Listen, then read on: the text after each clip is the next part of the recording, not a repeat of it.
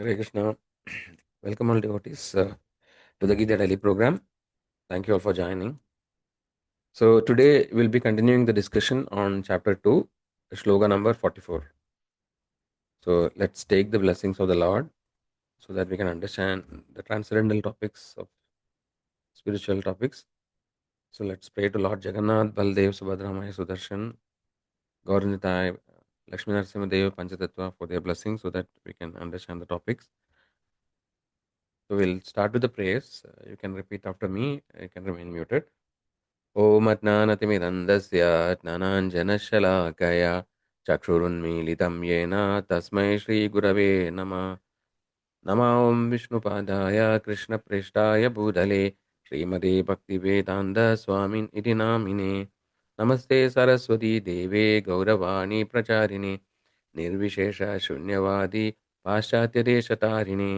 Jai Shrikrishna Chaitanya Prabhu Nityanand Shri Advaita Gadadhara श्रीवासादि गौरभक्तवृंदा।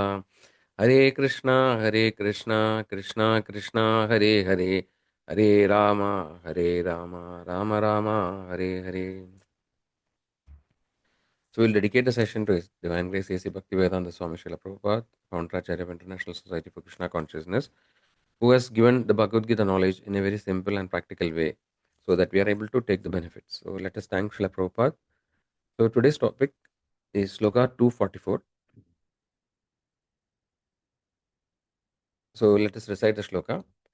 Bhogaishwarya prasaktanam taya bhakrita chetasam vyavasayatmika buddhihi samadhau na vidyate. We'll repeat the Shloka. Bhogaishwarya prasaktanam taya bhakrita chetasam vyavasayatmika buddhihi samadhau na vidyate. Translation by His Divine Grace Srila Prabhupada. Srila Prabhupada ki jai. In the minds of those who are attached to sense enjoyment and material opulence, and who are bewildered by such things, the resolute determination for devotional service to the Supreme Lord does not take place.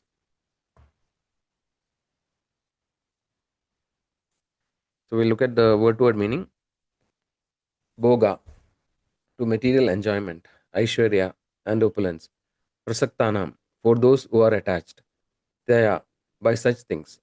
Apahrutas chetasam, bewildered in mind. Vyavasayatmika, fixed in determination. Buddhihi, devotional service to the Lord. Samadhav, in the controlled mind. Na, never. Vidyate, does not take place. So, one more time, we'll read the translation. In the minds of those who are too attached to the sense enjoyment and material opulence, and who are bewildered by such things, the resolute determination for devotional service to the Supreme Lord does not take place. So we'll just try to again get the context of today's shloka. So in the last shloka, Lord actually was explaining to Arjuna what is the importance of Vyavasayatmika Buddhi. So Vyavasayatmika Buddhi is the one-pointed attention, right, or the intelligence, the steady intelligence, which is fully focused on the goal of the spiritual path, right? So Lord was explaining that this is an important characteristics of one who want to make progress in spiritual life, that he has to be fully focused, is has one pointed attention in the path. So if we know from our practical life, for any success, not only in spiritual life, for that matter, in any purpose, actually, focused mind is very important. So, but and especially for spiritual path, so we also try to understand the distinction between the material path and the spiritual path, right? So the material path are related to the body, which we saw, no, the body is temporary, and everything associated with the body is also temporary. So when we understand what is the real person, who we are, and what is our ultimate benefit, accordingly we reprioritize our goals and our activities. So this was the previous discussion. So now Krishna is continuing the discussion on the same topic with respect to Vyavasayatmika Buddhi. So the Lord is saying that Bhogaishwarya Prasaktanam Taya Abhruta Chetasam Vyavasayatmika Buddhi Samadho Na Vidyade. So Lord is saying that so initially in the previous sloka, Lord told what actually is the quality or qualification required for someone to make progress in spiritual life. Now the Lord is saying which kind of people cannot make progress, or what are the main obstacles on the path of spiritual life. So this is very important for us to understand. So the Lord is saying that Bhoga and Aishwarya, right? So the people, those who are attached to sense enjoyment, Bhoga means enjoyment, sense enjoyment, and Aishwarya, right, and attachment and material opulence, right? So there are different kind of people in the material world we see, right? And many of us naturally the jiva wants to enjoy, right? That's why this material world is existing. The Lord has created a material world so that the living entities can get a place independent from him, forget the Lord. Jiva can forget the Lord and try to be in an illusionary world of enjoyment. So the material world is designed in that way. So naturally, everybody actually wants to enjoy, right? And then as a result of enjoyment, sometimes there is material opulence also. So even people who are not having material opulence will try to enjoy. We can see that people are attached to drinking and many other things. So, but in either of the case, so this kind of sense enjoyment will result in becoming bewilderment, because they are in an illusionary enjoyment. No, it is not a real thing. No, so they think that okay, no, this can give us happiness, and they run behind these things. So those people who are attached to sense enjoyment and material opulence, the resolute determination in the path of bhakti is very difficult to achieve. So, or other words, these are stumbling blocks in the path of bhakti. So we can see in our life, right, how the life generally shapes, right? So many scriptures says that this human life is a very short period actually. Like though we may say okay 8 years is very long, everything is relative. The time is a relative factor. So so we take birth, right? In the childhood, no, the child is busy playing, and trying to play with other kids, etc. So that time is lost like that. Then he starts education. Once he starts education, the child becomes bound by education. He has to study, though he doesn't like, he is forced. So his time goes, exams comes, the stress is there. Then the child look forward to become a young man, right? And then one young man or woman, so when they become young, then there is a pressure to get a job, right? Then somehow by hard struggle get a job. Then after that actually then he wants to get married, or she wants to get married. So once you get married, we become entangled in the family life, right? So the responsibilities come, so many things to take care. We need to take care of the house. Then after that, children comes. We need to take care of children. We need to take up care of parents. So basically, without our knowledge, we become more and more entangled. So many things to take care of, right? So this way, the life pass, the time passes away fast. Then after that actually we the children become, so we have to worry about children's education. Once that is over, then after that we have to get the children married, right? Then after that it's also not over. Once the children is married, there may be challenges, the in-laws, or there may be the boy and the girl may not get well together. So these things again come back to the parents, right? So parents become disturbed. Then after that okay, we look forward to have grandchildren. So this network of enjoyment, or the binding actually is very strong. So and then the time passes without our knowledge, right? We get busy in these things, we completely get engrossed in all these responsibilities, and without we neglect our real identity, what is ultimate thing, because this kind of responsibilities and other duties we have performed in many lives in the past. No, it is mentioned even animals also has responsibility, right? Animal also take care of their children. They do all these things like eating, mating, sleeping, and defending. Is done by all living entities. So we have done it many times in past, and this life also again, without knowledge, without getting the spiritual knowledge, we again spend all the time in these things. So this way the life goes on, right? So but then we don't really see who is the real person, and we are not able to stop the cycle of birth and death. So this way, the jal, it's called Maya jal. No? The Maya, actually, the material energy, she actually spreads her what you call the spell, cast the spell, and the jiva is actually bewildered in it. They think that okay, these are everything.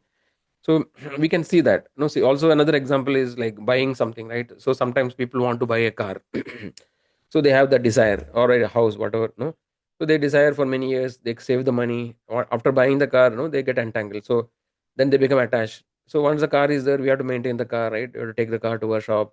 No, we have to put the petrol or diesel. So like more and more things. The more the possessions we have, the more actually the entanglement, and the more we become busy in these things. So so the point what we have to understand is that when we are in this material world, right, we cannot neglect our responsibilities and duties. So basically we need a balanced vision, and a gradual transition. No, it's not that okay, day one I leave everything and I become a sannyasi, I go to forest. That is not possible. So we have to attain the maturity, and then gradually shape our life. So we have, when we are actually, when we have taken birth, we have a family, for example, right? We have a parents, no, some we have children. So we cannot neglect our duty, because as when we are in the bodily platform, actually the material laws bind us. So if you neglect the material duties, then we will have to suffer because of that, right? Because there will be reactions, sinful reactions for that. So we have to transcend. So when we transcend the material platform and go to spiritual platform, then we are free from all the duties. So the point is that as long as in the current situation we have to perform our duties, but at the same time understand, have a balanced vision, understand the higher principles. What is the real ultimate goal? Though I know that, okay, the ultimate goal is spiritual, like for the soul, but at the moment I have to do my duties, take care of the family, etc. So the detachment from material things happens automatically, when we make progress in spiritual life, right? So we have to do things responsibly. Okay, so yeah, so and scriptures talk about, these things again and again. No, it reminds us. No, so the living entity, the jiva thinks that, okay, the material body, the children, wife, all these things, are actually his possessions, right? And then he thinks that, okay, it will help me, or it will protect me when the family will protect me in the time of danger, or friends will protect me in the time of danger, etc. But uh, but the point is that in spite of all this possession, the jiva, the soul, ultimately has to give up everything. We have seen that, right? How the body transmigrates, and then the next situation, the next life, we don't know whether it is favorable or unfavorable, right? And even if it is favorable, again you have to give up that body. So this process is infinite, no cycle of birth and death. And the jiva becomes illusion under this maya spell, right? So the material existence continues like that. So an intelligent person should understand, no, actually this material temporary things will not give him permanent happiness, that we have seen. The jiva is actually looking for ultimate happiness, which actually it can attain only in his original constitutional position, which actually is serving the Lord, right? So the in generally the scriptures talk about, these illusions multiple times. Various, scriptures talks about it again and again. So all these material, so-called material possessions, the achievements, so everything is compared to a Gandharva Nagara. No, Gandharva Nagara is like a castle in the air. It's a non-existent forest or a palace, which exists in the forest. It is not, doesn't exist actually. But then by illusion, the jiva thinks that all these things are his. They are his. But then everything is gone. The time actually takes away everything, right? So basically, all these things, so-called possessions, everything, in one way, the scripture says they are like dreams, or they are illusion or mental concoctions, because they are temporary. See, the dream also is temporary. Sometimes in the dream, we may see a danger. No, we see a tiger is coming and attacking us, or an elephant is coming, or there is an accident, or there is fire. So these kind of things we see in the dream, and sometimes, we become so much perturbed or no disturbed by the dream that sometimes we scream in the dream, right? And even we even sweat. Sometimes we sweat actually by seeing such nightmares. So one way the jiva is experiencing in the dream, also is experiencing, is going through an experience. It is like, it looks like almost real. So the scripture says that our actually current existence outside the dream is also similar, illusion. Basically, but then it looks, the Lord has designed everything in a perfect way that it looks really, natural or real. So, but then when the jiva is awakened in the consciousness, then he understand that, okay, no, they are just the concoctions of the mind. So this topic is not very easy to understand, but then by steady progress in spiritual life, when we understand more and more things, we gradually come to the realization. So there is something like a theoretical understanding, and second, like a realization. So the realization happens only when we make progress, and when we experience these things. But then the scriptures are very clear, in these definitions and explanation. So what is that we can do is that, we cannot artificially renounce, as I mentioned some time back. We cannot give up our duties and responsibilities, because when we are in this, when we are not spiritually liberated, we are in the we are under the rules of material nature, right? And according to rules of material nature, there are karma and karmic reactions. So as a son, his duty is to, take care of his parents, right? And a parents has to take care of the child, right? As a husband has to take care of, his wife, and wife has to take care of husband. So these responsibilities are principles of dharma, which cannot be given up. Okay, if you give it up artificially, without, without actually realization, then that will result in sinful reactions, and then again, we'll have to suffer. So the point is that we have to do our responsibility, discharge the responsibilities, understand the higher principles, and slowly make transition. And then when we make more and more progress in spiritual life, automatically we get the intelligence how to handle the situation. Okay, and then another point is that giving up artificially is also difficult. So let's say we are attached to certain things, like we are attached to eating like fried foods, for example, no, deep fried foods. So we cannot just give it up one day, right? So we have to develop a taste in something higher. Like for example, a child who actually is attached to eating chocolate, right? We cannot just stop him suddenly one day, right? We need to give something better. Maybe we cook some food in the home, no, which doesn't have harmful things, but which is tasty at the same time, right? Which is more sattvic, let's say. Then if the child develop attachment to this kind of food, then slowly, he will give up the attachment to chocolate. So similarly in our life, we need to get, we cannot just give up, negate everything, we cannot just give up all the things and become completely detached. We have to get attached to something higher. So the higher principles are spiritual principles. So attachment to the Lord, right? So as we discussed earlier, our original consciousnal position is to serve the Lord, and we become happy when we serve the Lord. So we need to get that ananda or bliss, by engaging in devotional service. So when we start serving the Lord in a small way, also, we will slowly get that happiness which we have lost, right? And when we get this higher happiness, then all this small happiness, temporary happiness, no, will not have any value. So now we'll just look at a small example from the scripture, the story of Ajamila. So today's topic is, how we are looking, how we are seeing that the material attachment, right, uh, sense enjoyment and opulence, how actually it can be a stumbling block in the path of bhakti. So this story of Ajamila, which happened in the, which is mentioned in the Puranas, it's a very old story. So this Ajamila was a very devout Brahmana. He was born in a Brahmana family, and he was strictly following his Vedic duties. He was executing devotional life, right, following all the scriptural injunctions and following everything perfectly. He married, he had a duly married wife, and he had a family, so everything was okay, going nicely.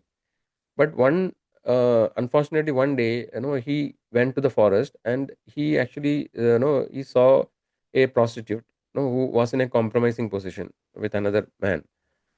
And so this particular vision, he actually disturbed him, right? And then he actually kept on contemplating on that particular topic, and then gradually he became attached to that lady. And then he was ready to do anything, he was ready to do, he gave up his family, right, abandoned his wife, family, everybody, to actually go behind that prostitute. And it's just a matter of time, he actually broke all the religious principles. He actually, to maintain the prostitute, he need money. He started stealing. He even started murdering people, right? He started consuming liquor. So he actually lost all his moral values. Everything he lost, everything became destroyed, and he became the most sinful person, right? So this Ajamila story we will actually revisit later. So today we'll only discuss this aspect, but we'll see what happened afterwards later. So this actually is one example, how actually the attachment or sense enjoyment or attachment to sense enjoyment can completely destroy. But then we don't have to look into scriptures, right? Every day we see around us, so many. If you take the newspaper, all of this, most of this, crime, right? They are actually because of the desire of the jiva for sense enjoyment, and we see that so many people have lost everything, right? When they run behind this, so we have to be very careful and guard against, this thing. So, and as I mentioned, it is not possible to artificially, become a pure person on day one, right? We have to, it's a path journey that we have to go through. Slowly we have to make small steps, right? So unless until we get a higher principle or a higher taste, it will not be possible to give up the lower taste or lower propensities, because no, that is how we are designed. So what are the key lessons today? So we understood that the one of the greatest obstacle, in the path of spirituality is our attachment, you know attachment to everything material. So it can be sense gratification, or the possessions that we have. So all these attachments are a stumbling block because they completely drain all our resources.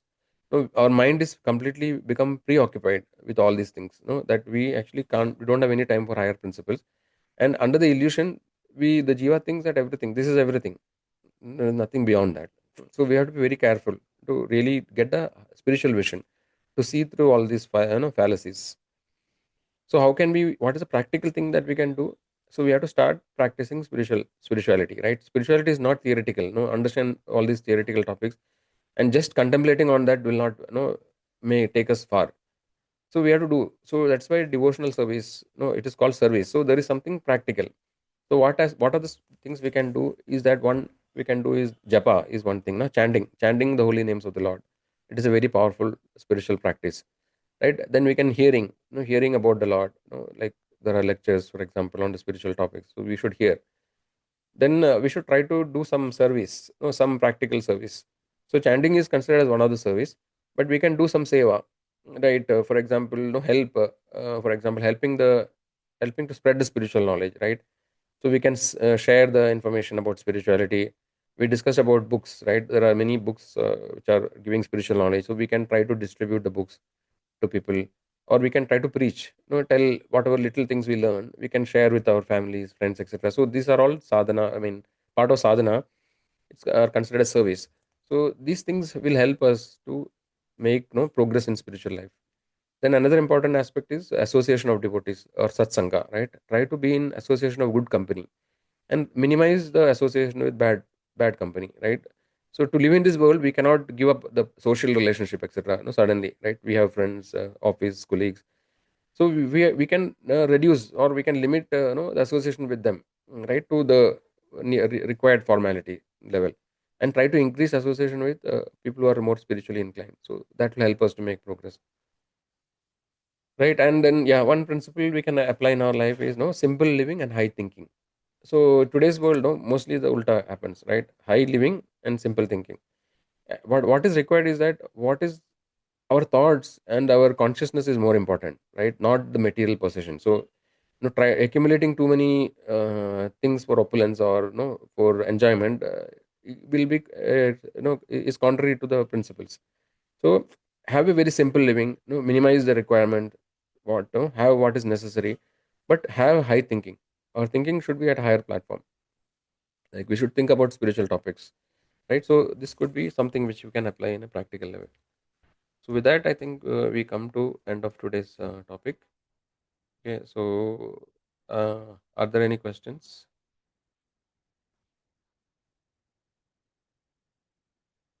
Okay, Sujit Prabhu has a question, as a comment. From today's session, what I understand is that we should always stay connected or attached to the Supreme Divine while associating with family. Yes, that is right. Yes, that's right, Prabhu. So that exactly is what we are trying to say. In the context, we can take lotus flower is a perfect example, because if it stays in water but the flower, yes. So the scriptures talk about the example of lotus flower. No, so the lotus flower, the water actually on the flower, though actually it is connected in one way to the lotus, but at the same time it is not connected. So this is an example. So so many times we say, no, easier said than done, right? So easy telling is easy, but how to practice, we that knowledge we will get when we associate with devotees. So that is why, it is important that, okay, a virtual session can give knowledge to certain extent, but then practical aspect we could only achieve when we associate with similar devotees, right? How the devotees are practicing, so that we can see when we come to the center temple, right? Or when we meet the devotees in the house family life, so then we come to know how practically it can be applied, right? But yeah, theoretically what is required is that we should actually no, do our duties. We should not neglect the duties. At the same time, we should, remain connected to the Lord. So basically, one way, increase the attachment to the spiritual topic, increase our attachment to the Lord, and slowly try to, automatically detachment from the material activities will come. We don't have to explicitly try to become detached. So when we become more and more attached to the Lord, automatically, the detachments develops actually. So these two things happen simultaneously. So thanks for the comment, Sujit Prabhu. Any other, anybody has any other questions, or somebody wants to leave? I think because the time is over, they can leave. But if somebody has a question, no, they can unmute and ask, or they can also put it in the chat. Okay, so yeah, so we will meet every day as usual. No, please remain connected, and yeah, let's all, make progress in the spiritual life. No, I'm hoping that the sessions are helping the participants in their daily life. So if some of you want to share your experience, no, that also, you can share actually. If you don't have questions, if you can tell us if it is helping you in some way in life, then I think, no, we'll be very happy to know that.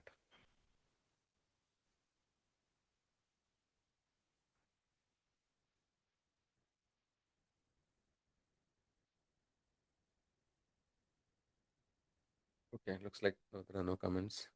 Okay, then I would like to thank all participants for joining regularly. So we'll continue discussion tomorrow. So we'll end the session here. Hare Krishna, Krishna Krishna, Hare Hare, Hare Rama, Rama Rama, Hare Hare. So, Hare Krishna.